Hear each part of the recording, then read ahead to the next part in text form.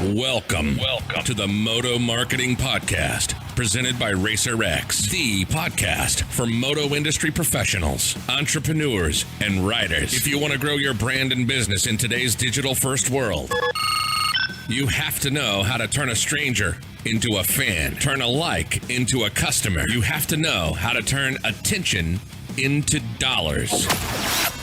This podcast is dedicated to keeping you in the know on real marketing tactics that work in the moto world so that you grow your business and help grow the sport. Get ready to learn from the very same marketing experts trusted by RacerX, Lucas Oil Pro Motocross, GNCC, and NBC Sports. They'll help you navigate the world of digital marketing for your moto brand. This is the Moto Marketing Podcast. Presented by RacerX. What's up, everybody? Welcome back to another episode of the Moto Marketing Podcast. Hey, we have a super exciting episode for you guys today. I think you're going to be very excited with our guest. Before we dive in, I want to make sure to remind everybody, be sure to check out racerxonline.com/moto marketing to find out what the latest promotion for subscriptions or renewals is for RacerX at this current point in time. You can get, obviously, the print edition, the digital edition. You get a bonus subscription for a friend, a $25 Rocky Mountain ATV MC gift card, a lot of really cool stuff. So be sure to check it out, racerxonline.com/moto marketing. Guys, I'm excited to bring a guest to you today, someone that I've had quite a few requests, and I was able to pull a few strings. We know some of the same people, so I was able to have Jeremy McGrath, the king himself, on today to talk about what he's doing. He's always into something exciting, but we don't often get to hear from Jeremy. Maybe seeing him in some vlogs here and there or whatever it is, but we don't actually get to hear from Jeremy about what it is that he's into. He's definitely not sitting still. Jeremy, man, it's an honor, privilege to have you on with us today. I appreciate you joining us. Oh, thanks for having me. You know, it's always fun to get on and talk about old stuff and current stuff. You know, I mean, there's definitely no grass growing under my feet these days. Definitely staying busy with my family, of course. My wife and I, we have two daughters. One's 15, just about to turn 16. So I got that going for me. One more in our household is going to be driving on the street, which is pretty nerve-wracking. And then one 13-year-old daughter. So we keep on our toes with that. But yeah, obviously staying involved with Kawasaki and the things I'm doing moto related, doing a lot of research and development and some testing and a lot of side-by-side driving with the new Kawasaki Terex and the KRX 1000. So yeah, I mean, as a family, we're still outdoors, we're still off-roading, I'm riding dirt bikes and riding my mountain bike and just trying to stay as active as possible. Well, and recently, we're recording this the last day of November 2021, and you recently won one of the Moto Car Fight Club events in was it North or South Carolina? Tell us about that. Where did that come from? Yeah, so in fact, 2020 February, I think, or January of February or of 2021. We did Moto Car Fight Club, the first volume, like the first version. Mm-hmm. We were at a track in Travelers, called a town called Travelers Rest, South Carolina, and it was an awesome experience. And then I was able to win that one. That was cool. It was who was it? Carmichael, Chad Reed, Brian Deegan, myself, Justin Brayton. So that was the first group. And then the second one, we did the 2.0, which was last week, about a week and a half ago in Travelers Rest again. Great facility. Our buddy Eddie runs that place. It was so fun. And we were lucky enough to get the car owners that kind of race there locally, and we all got to drive their race cars. So that's cool. Again, pretty cool experience. It's a dirt oval, has some banking, really, really fun. You can go check it out on a Moto Car Fight Club or Fight TV if you want. Check out the replay.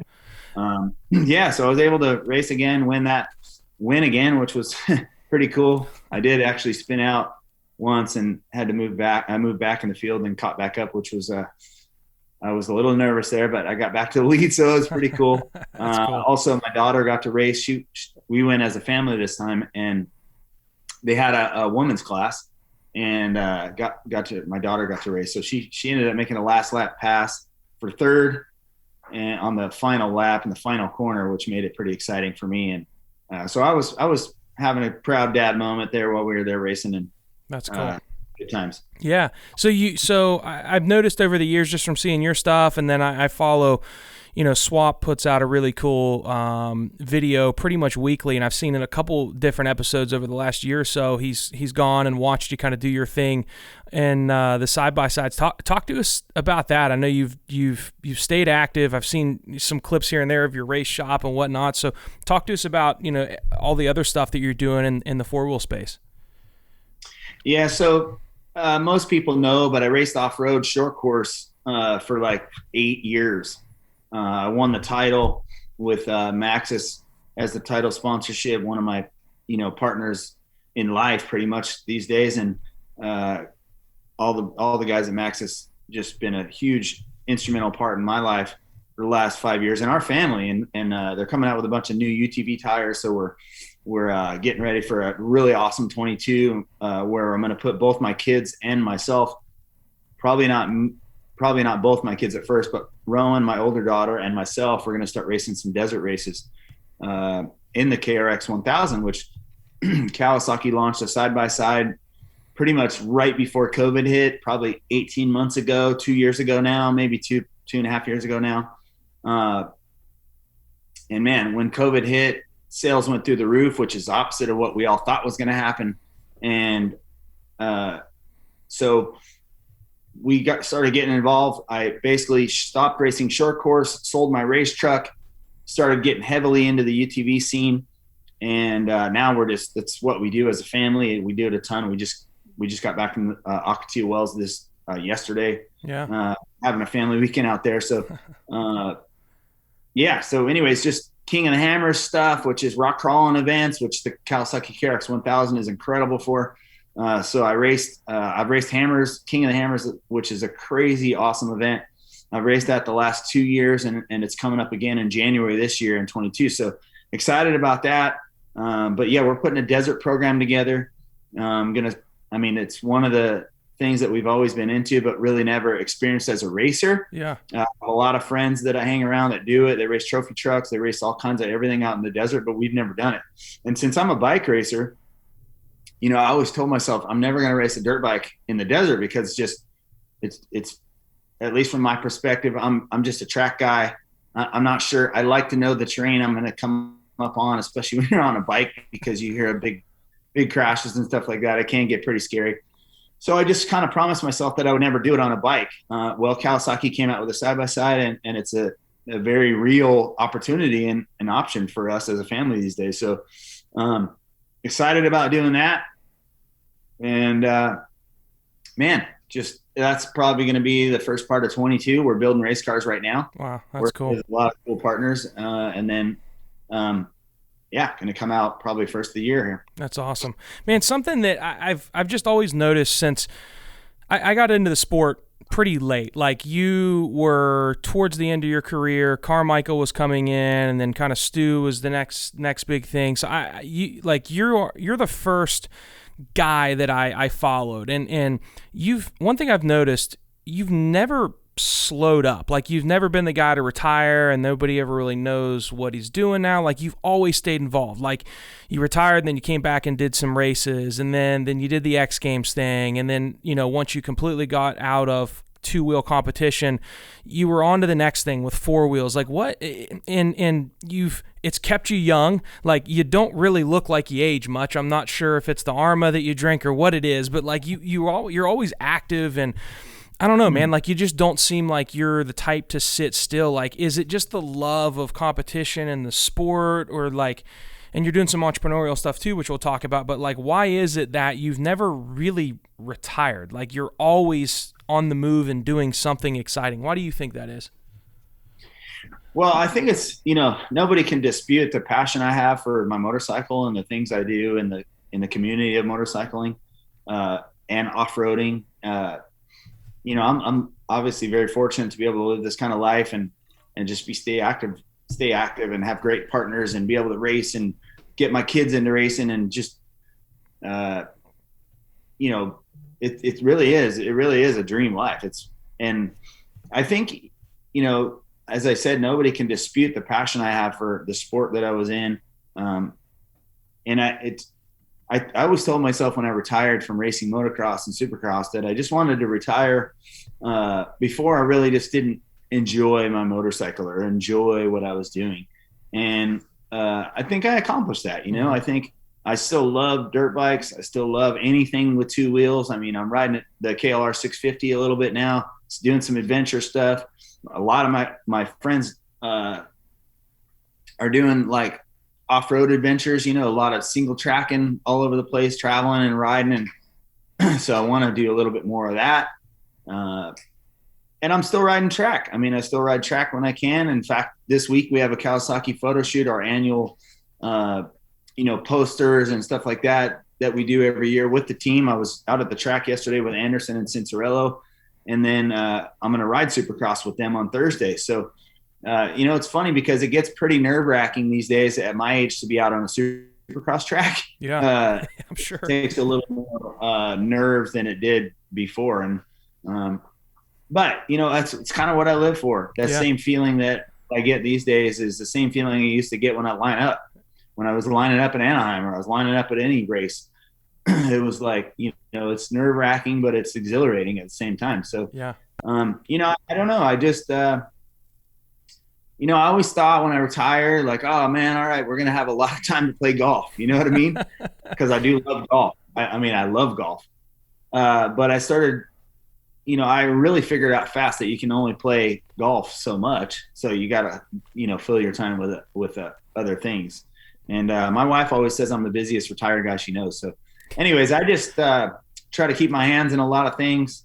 I still enjoy the races. I still enjoy the community. So I just figure out where I can fit in and you know, possibly make a difference. And, you know, being a brand ambassador for Kawasaki has been really huge for me. It's exactly the life that I live. And as Cowie says, we keep the good times rolling. Yeah, it's been cool to watch a lot of, you know, what you're doing. And what I think is cool is how much you leverage a tool that didn't even exist when you were, you know, in the thick of your prime. I mean, to be an ambassador, like, yeah, you can just show up to events and whatnot, but you really do leverage things like Instagram and you know, you appear on, you know, some vlogs and whatnot that are out there. Like, that seems like it comes natural to you when so many others that are in the prime of their sport, like, want to have nothing to do with it. Or it just is hard for others. Like, is it something that, do you enjoy social media and kind of putting your adventures and what you're doing out there? Or is it something that you just kind of have to tolerate because it's part of being an ambassador and being who you are? Well, look, I'm like everybody else. You know, I enjoy social media, but at times it gets a little tiring. You know what I mean? It's one of those things that you feel, you know, I feel pressure sometimes to keep up with. But, you know, I've kind of the ambassador thing, you know, the Supercross life, I've always kind of had to pioneer my way with different ideas. And I was first at a lot of things. I was first at the video games. I was first at, you know, having a mascot at the races. I mean, I was first on a lot of things and which is cool. You know, I'm just trying to always be different. Right. And I think that if you watch me throughout my career, it was kind of one of the things that separated me from the others. Yeah, I was riding fast, but so was a lot of guys, but I was just trying to be different. And, you know, I think with social media and stuff like that, look, I follow a lot of people and some people just, you know, they're over posters, right? And they make it a job. And I think I really want to mix in the authenticity with my family and my real life and what I am doing. I know, because Instagram you can make it seem like it's all, you know, hunky dory when it's really not. You know, you can make your life look any way you want. And I just, you know, I just try to document what we do, have some fun. I'm not pressured by, you know, feeling like I have to do it all the time. And I don't want to be that. Like, you know, you follow plenty of people that have TV shows and YouTube channels and stuff like that. And it just seems like a lot of work. I think, you know, there's got to be a balance. And I'm lucky enough to be fortunate enough to have the schedule I have without having to worry too much about that and creating another job for myself. Yeah. So I'm careful about that. I'm just careful about that. I value my time with my family and different projects. Like we spend a lot of time on ARMA. And so I just try to, sort of balance the family life between how much I can ride my dirt bike, how much moto life I have, how much entrepreneurial life I can do, and just try to find a good balance, because at the end of the day, I don't want to wake up every day like not happy about what I'm doing. Yeah. And that's kind of just the one rule I try to go by. If I'm getting tired of doing things and it's been a lot of whatever it is, then I just go, look, I'm got to chill out on that. So I just try to balance and, just keep it fun. Yeah, it shows. So speaking of fun, you're getting ready. I think tomorrow you had mentioned you're leaving to go do a pretty cool trip. Tell us about where you're heading and what you're getting ready to do. Yeah, it's a lot of people today. Like let's say for today, the day in the life of Jeremy McGrath has not been that exciting, right? So today I got to go get some stuff notarized. I had to get a COVID test. I got to take care of a lot of paperwork before I leave, clean up some emails, do all that stuff. And then I get to the fun part, which is what you're talking about. So we're headed off to Italy on Thursday, going to meet up with my friend Stefano. And we are going to Rossi's place, which is, I've known Valentino for a long time. Our careers kind of paralleled. He was a little bit younger than me, but certainly one of my idols and just someone that, is so inspiring and had such an amazing career. Well, this weekend he's doing it's called the 100K Campiano, which is basically 100-kilometer dirt track race. And if you follow road racing at all or follow Valentino, he's got this amazing ranch called the VR46 Ranch. And a lot of the MotoGP riders go there and train and ride, and they ride dirt track bikes all the time. So really this week I'm checking off another, dream come true trip, really off the bucket list, and getting to go to Valentino's place. So Thursday we're taking off for Italy, going to show up Friday, practice Friday night, I think, and then race Saturday, Sunday, or maybe practice Saturday, race Sunday. But yeah, it's going to be a 6-day trip to Italy. That's cool. Yeah. One of those bucket list trips. You definitely, like you said, there's no grass growing under your feet. You're moving nonstop.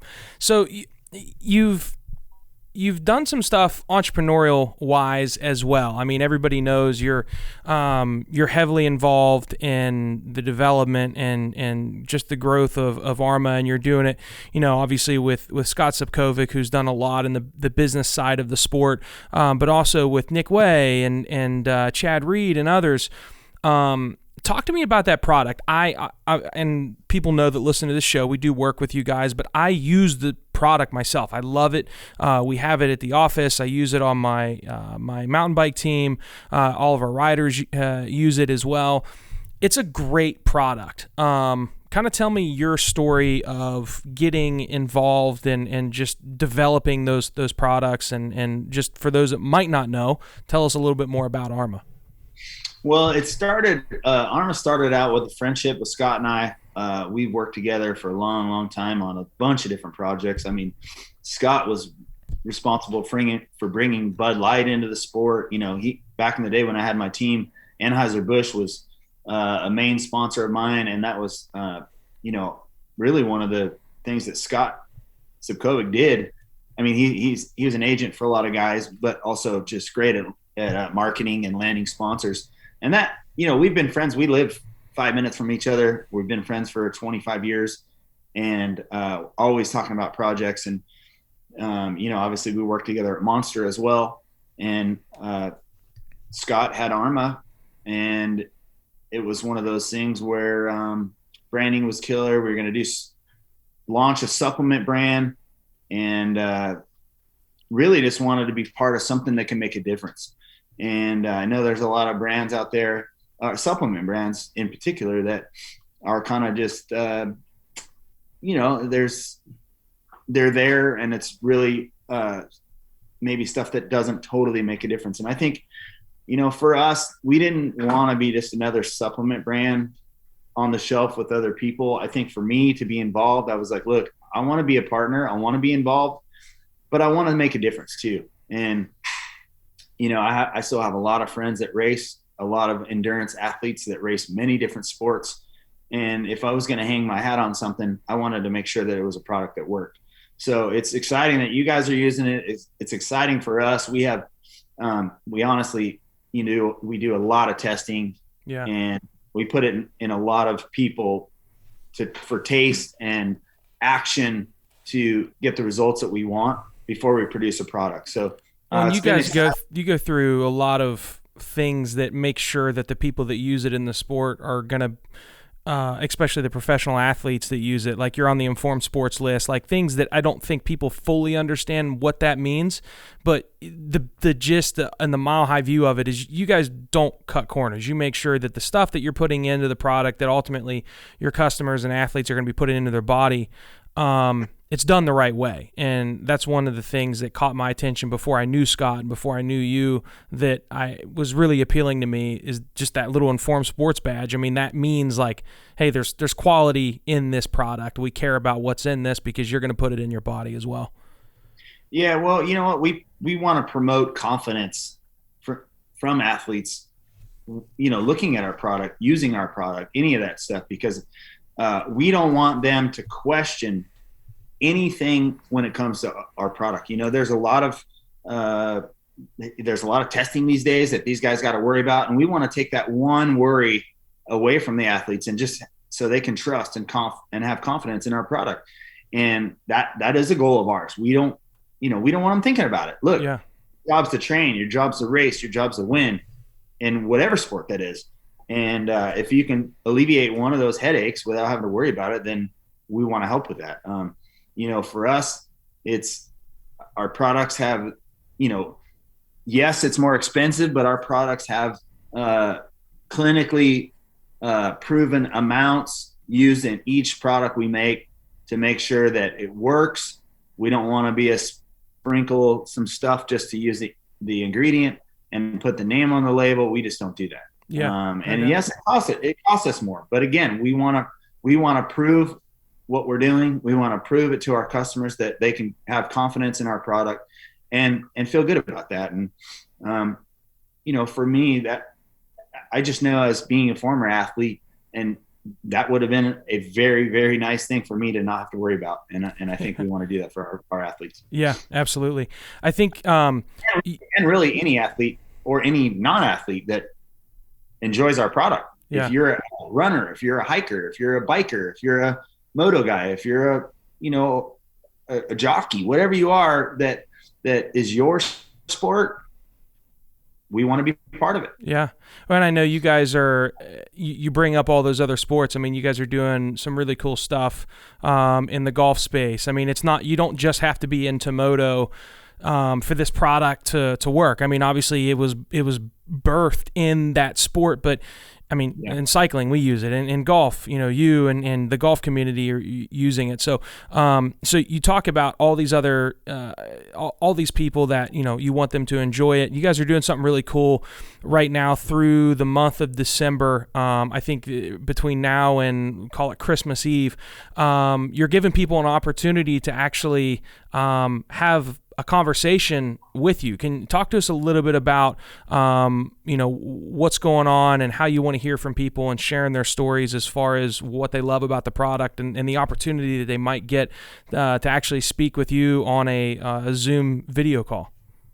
Yeah. So with ARMA, we're always trying to, obviously product is first and foremost for us, right? So we're always trying to learn what's new, what the customer wants, what people are liking, what they like about it, maybe what they even don't like about it, right? How can we tweak it? I mean, I think the business, the supplements is not something that just stays the same all the time. We're constantly testing, we're constantly trying stuff. So what we're thinking of doing, what we are doing, is we want to hear some feedback from any of our customers, any clients that buy the product about our stuff, have a conversation about it, send us some info. I mean, send it to support at armasport.com.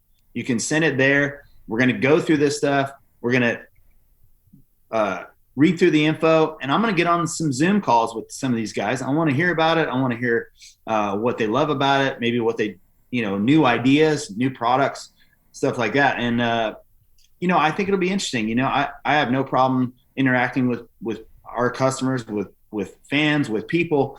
If people are using it, I want to hear about it. Yeah. So that's a project we're working on here. I think it is cool. And just to kind of reiterate that, because Jeremy's team sent this over before we jumped on. So essentially what you're going to get is an opportunity to do a Zoom call with Jeremy. Not everybody. They'll pick a winner, call it Christmas Eve. They'll decide, and then they'll announce it afterwards. But in order to be eligible in that, like Jeremy said, they want to hear from you. What do you like about the product?